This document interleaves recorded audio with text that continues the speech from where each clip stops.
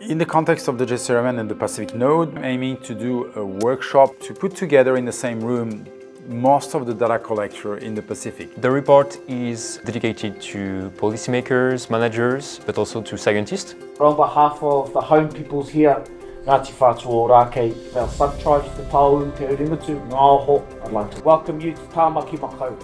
The main point of discussions during this workshop were to discuss the structure of the report. Are the people comfortable with the table of content you are using for the report?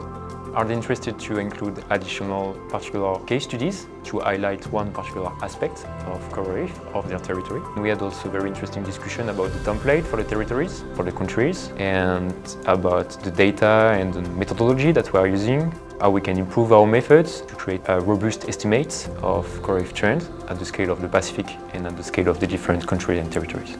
I'm glad that we're now having this connection again with GCRMN. There's been a lot I've learned.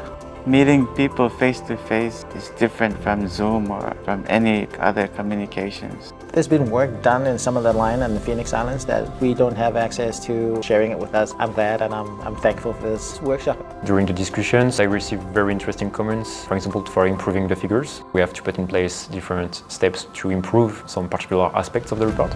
Most of the participants tell us that some of the territories and countries over the Pacific datasets are missing within our analysis. The main objective is actually to make people involved into the collection of monitoring data more together.